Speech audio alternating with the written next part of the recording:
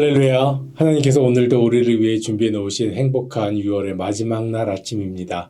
우리 함께 찬송가 96장 예수님은 누구신가 함께 찬양으로 고백하며 예배로 나아가겠습니다.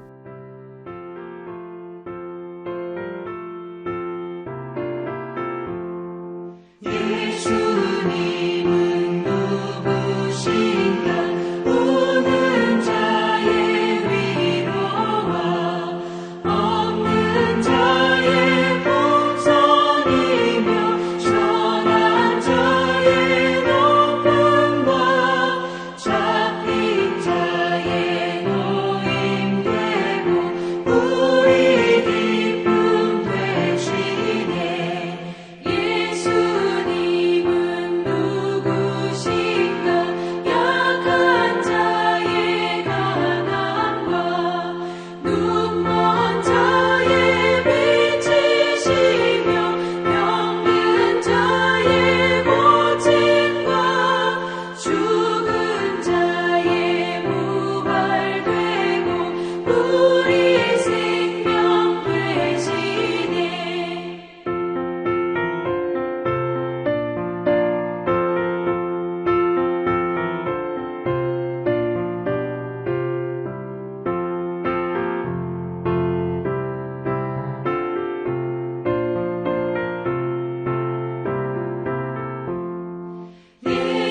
예수님은 누구신가 주한 자의 전함과 죽을 자의 생명이며 죄인들의 중보와 멸망 자의 구원되고 우리 평화 되시네. 예수님은 누구신가 온 교회의 머리와 온 세상의 구주시며 모든 왕의 왕이요 심판하실 주님 되고 우리 영광 되시네.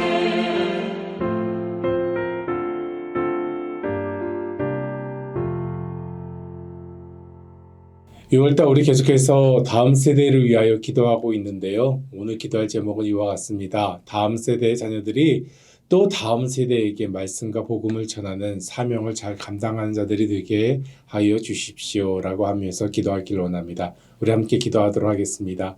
사랑해 주님 하나님 참 감사합니다. 이 귀한 아침 저희를 다시 한번 주의 전에 주님의 말씀 가운데 예배 가운데 불러주시고 우리가 예배할 수 있는 교회로 세워주심을 감사합니다. 하나님 오늘도 하나님의 은혜 가운데 빠져 살기를 원합니다. 주님께서 함께 하시고 인도하여 주셔서 오늘도 말씀으로 은혜로 성령으로 우리를 이끌어 주시옵소서.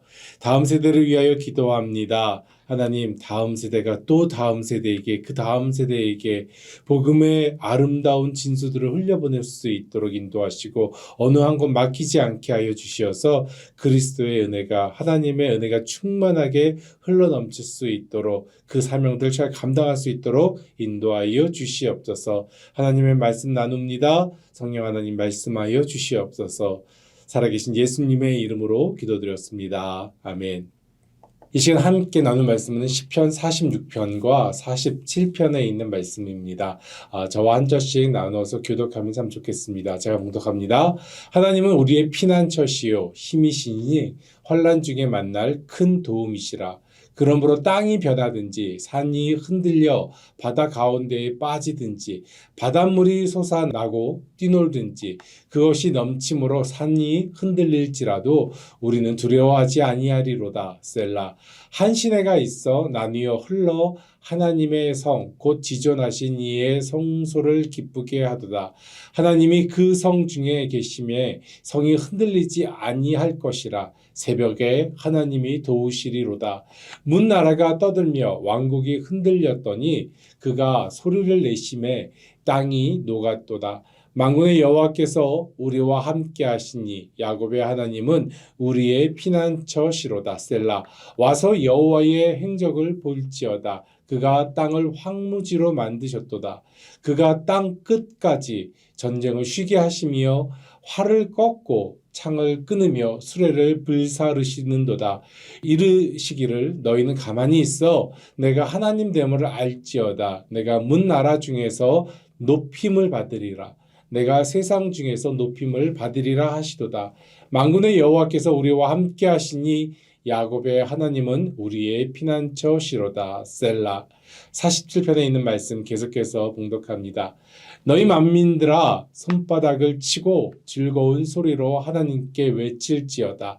지존하신 여호와는 두려우시고 온 땅의 큰 왕이 되심이로다. 여호와께서 만민을 우리에게 나라들을 우리 발 아래에 복종하게 하시며 우리를 위하여 기업을 택하시나니 곧 사랑하신 야곱의 영화로다. 셀라. 하나님께서 즐거운 함성 중에 올라가시며 여호와께서 나팔 소리 중에 올라가시도다. 찬송하라. 하나님을 찬송하라. 찬송하라. 우리 왕을 찬송하라. 하나님은 온 땅의 왕이심이라. 지혜의 시로 찬송할지어다. 하나님이 뭇 백성을 다스리시며 하나님이 그 거룩한 보좌에 앉으셨도다. 문 나라의 고관들이 모이며 아브라함의 하나님의 백성이 되도다. 세상의 모든 방패는 하나님의 것이며 그는 높임을 받으시리로다. 아멘. 하나님께서 오늘 저희에게 허락하신 말씀입니다. 6월의 마지막 날 아침입니다. 마지막 날입니다. 오늘로써 2025년 반이 지나가고 있습니다. 세월이 참 빠르게 지나가는 것을 느낍니다. 지금 이 시간 우리가 함께 할 수 있는 고백이 무엇일까요? 저는 이런 생각을 해보았습니다. 바로 에베네셀, 하나님이 여호와 하나님께서 여기까지 우리를 도우셨습니다. 남은 2025년 우리 또 어떤 마음으로 가져가야 될까요? 여호와 이레, 우리를 위하여 예비하신 하나님의 은혜, 그 은혜를 생각하며 감사하는 시간들로 2025년 마지막 시간까지 채워지는 저와 여러분 되기를 소망합니다. 오늘 성경 두 편입니다. 두 장입니다. 46편과 시편 46편과 47편입니다. 시편 46편은 피난처 대신 한 말씀을 읽고 묵상하게 합니다. 피난처 대신 우리 하나님을 묵상하게 됩니다. 시편 46편을 묵상하며 드는 몇 가지 질문이 생겨났어요. 몇 가지인데 한번 여러분 함께 나눴으면 좋겠습니다. 하나님은 우리의 피난처가 되시는가? 나의 피난처가 되시는가? 한번 그 질문을 해보길 원합니다. 또 한 가지는 하나님께서 피난처가 되었다고 하는데 그렇다면 우리가 두려워하지 않을 수 있을까? 두려움이 정말 사라질까? 하는 생각입니다. 그리고 마지막 질문인데요. 왜 하나님은 성경에 있는 본문에 있는 말씀처럼 우리에게 가만히 있으라고 이야기하시는가? 이런 질문들이 생각나서 하나씩 말씀을 찾으면서 나눠보길 원합니다. 첫 번째 질문이었죠. 어떻게 하나님은 우리의 피난처가 되시는가? 혹시 여러분은 지금 피난처가 필요하십니까? 대부분은 아니요 라고 얘기하실 것 같습니다. 하지만 필요하신 분도 있을 것 같아요. 하지만 이 질문에는 모두가 예스가 될 것 같습니다. 그렇다면 지금까지 살면서 피난처가 필요한 적이 있으셨습니까? 예. 아마 이 질문에 노라고 대답하실 수 있는 분들은 사실 별로 없는 것 같아요. 지금까지 살면서 피난처가 필요한 적이 있었던 것 같습니다. 피난처를 떠올리면 피난해야 할 사람이 생각이 나지요. 요즘 너무 전쟁의 소식들이 많고요. 그들에겐 피난처가 필요한 것을 우리가 TV를 통하여서 어떤 매스컴을 통해서 알게 됩니다. 미국에서도 있습니다. 중부의 토네도가 많은 지역에는 보니까는요. 그 집에 방문해 보니까 집마다 피할 수 있는, 피난할 수 있는 벙커들이 하나씩 있더라고요. 피난해야 할 만큼 위험한 상황, 고난과 고통, 위협이 있는 상황 중에 있는 것을 알 수 있는 것이죠. 우리 인생을 여러 가지로 표현하는데 그 중에 한 가지 이런 표현을 본 적이 있습니다. 인생은 바다와 같다라는 말을 듣게 되었습니다. 삶에 많은 어려움을 겪는다는 것 우리는 알고 있습니다. 삶 가운데 많은 어려움들이 있습니다. 실제로 위험과 고난이 파도와 같이 몰려오지요. 파도라는 표현, 무슨 표현일까요? 예, 끝없이 몰려온다는 것입니다. 이번 파도를 이겨냈다고 해서 그 다음서부터 파도가 멈추지 않는다는 것입니다. 큰 폭풍이 지나가고 나서도 작은 파도는 계속해서 쉼없이 반복되지요. 절대 이 파도는 멈춤이라는 것이 없습니다. 이런 인생의 파도를 만날 때마다 우리는 어떻게 합니까? 믿음을 가지고 있기 때문에 신앙생활을 한 이후로 우리는 하나님께 기도합니다. 물론 세상 사람들은 세상적인 방법을 찾습니다. 그런데 우리가 이 시간 한 가지 생각해 볼 것이 있는 것 같아요. 그런데 정말 하나님만 의지하고 바라보고 있습니까? 거기에 대한 답은 글쎄요 라고 얘기하는 분들이 있을 것 같습니다. 저도 마찬가지인 것 같아요. 하나님께 기도하지만 플러스 세상적인 방법도 동원하고 있지 않습니까? 왠지 하나님이 피난처인 건 알겠는데 조금 더 안전한 것도 함께 있으면 좋지 않겠는가 하면서 세상에서 쓰는 방법도 함께 사용하려고 하고 있지 않습니까? 세상적으로 대표할 수 있는 안전함, 이 안전함을 위해서 우리가 필요로 하는 것이 두 가지가 있는 것 같아요. 세상 사람들이 많이 사용하는 사람의 인맥들, 사람을 의지해 봅니다. 그리고 물질, 돈을 의지하면서 살아가고 있습니다. 한국에서 훌륭히 목회하신 어느 목사님의 고백을 잠시 나누려고 합니다. 본인이 목사가 되기까지 자신을 잘 길러준 담임 목사님이 계셨어요. 그분을 너무나도 존경했습니다. 어디를 가든지 본인을 잘 이끌어 주었고 훌륭한 목회자가 되도록 격려해 주셨습니다. 심지어 그의 앞에 갈 길도 열어주셨습니다. 이런 훌륭한 선배 목사님이 있어 언제나 이 목사님은 든든했고 무엇을 하든 자신의 뒷배가 되어주는 목사님이 있어서 원로 목사님이 있어서 감사했다고 합니다. 그러던 어느 날 그 청년 목사님에게 연락이 왔습니다. 그 원로 목사님께서 쓰러지셨다는 연락을 받게 되었습니다. 이 연락을 받고 이분이 처음으로 들었던 생각이 이런 생각이었대요. 아직 쓰러지시면 안 되는데, 왜냐하면 내가 갈 길이 더 남아있는데, 그분이 나를 더 도와주어야 하는데, 나를 더 이끌어줘야 하는데 아직 쓰러지시면 안 되는데 라는 생각이 들었다고 합니다. 그리고 잠시 후에 바로 회개하셨다고 해요. 내가 지금까지 하나님을 의지한다고 하고 하나님만을 의지하라고 사람들에게 설교했는데 나를 도와주시는 분, 내 주인이 되신 분 하나님만을 온전히 바라봐야 합니다라고 설교해 놓고 하나님이 아니라 내가 사람을, 이 목사님을 의지하고 있었구나. 바로 회개했다고 합니다. 이 고백은 바로 김동원 목사님께서 청량리 중앙교회 담임이셨던 고 임택진 목사님을 기억하며 나눈 이야기였습니다. 우리는 하나님을 의지하는가? 아니면 하나님도 의지하고 세상도 함께 의지하는가? 이 시간 한번 생각해 보았으면 좋겠습니다. 사랑하는 성도 여러분, 저와 여러분은 하나님만 의지하기를 소망합니다. 오늘 본문 시편 말씀으로 한번 돌아가 볼까요? 46편 1절에 있는 말씀, 제일 처음 우리가 읽은 말씀 이렇게 시작합니다. 하나님은 우리의 피난처시요 힘이시니 환난 중에 만날 큰 도움이시라. 아멘. 하나님이 우리의 피난처이십니다. 하나님만이 우리의 힘이십니다. 하나님만이 환난 중에 만날 큰 도움이시라는 것입니다. 다윗은 시편 121편에서 이렇게 고백합니다. 1절과 2절에 이렇게 이야기하죠. 내가 산을 향하여 눈을 들리라. 나의 도움이 어디서 올까? 나의 도움은 천지를 지으신 여호와에게서로다. 8절에 이렇게 마저 고백하지요. 여호와께서 너희 출입을 지금부터 영원까지 지키시리로다. 아멘. 다윗은요, 산을 향하여 눈을 들어 바라보면서 그 산만 보고 있는 것이 아니었습니다. 그 산을 지으신 천지의 창조주 하나님을 바라보고 느끼고 있었다는 거예요. 그 산을 지으신 위대하심을 인정하고 있고 그 위대한 하나님께서 나의 도움이시며 피난처가 되시고 나의 힘이 되시고 환난 중에 만날 큰 도움이시라고 고백하고 있습니다. 그래서 8절에 뭐라고 얘기합니까? 나의 모든 출입, 들어가고 나가는 모든 길, 삶의 모든 순간에 함께 동행하시며 영원까지 그 하나님이 너를 지키시겠다고 찬양하고 있는 것입니다. 사랑하는 성도 여러분, 우리의 모습은 어떻습니까?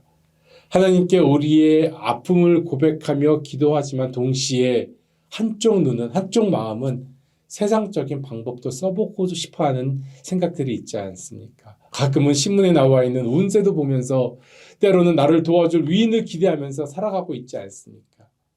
사랑하는 성도 여러분, 이 시간 우리의 마음을 하나님께 고정하길 바랍니다. 우리의 마음을 오직 하나님께 고정하며 나아가길 원합니다. 오직 하나님만이 나의 피난처 되심을 고백하시기를 소망합니다. 계속해서 시편 46편 2절과 3절에 있는 말씀 봉독합니다. 그러므로 땅이 변하든지 산이 흔들려 바다 가운데에 빠지든지 바닷물이 솟아나고 뛰놀든지 그것이 넘침으로 산이 흔들릴지라도 우리는 두려워하지 아니하리로다.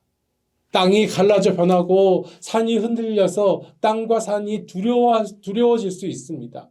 그러나 그 땅과 그 산을 만드신 분이 바로 우리 하나님이시라는 거예요. 바다에 빠져드는 것 같은 위기에 다다를 수도 있습니다. 그러나 그 바다를 만드신 분도 우리 하나님이시라는 것입니다. 그 하나님이 바로 나를 지으시고 우리 하나님이시라는 것입니다. 그 하나님이 우리의 피난처가 되신다면 우리는 두려워하지 않을 수 있습니다. 정말 우리가 두려워해야 할 것은 무엇일까요?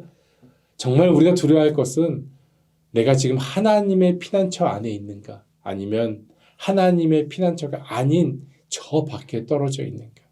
이것을 결정하지 못하는 것이 더 두려운 일이라는 것입니다. 7절에 있는 말씀을 볼까요? 만군의 여호와께서 우리와 함께 하시니 야곱의 하나님은 우리의 피난처시로다. 아멘. 사랑하는 성도 여러분, 기억하길 바랍니다.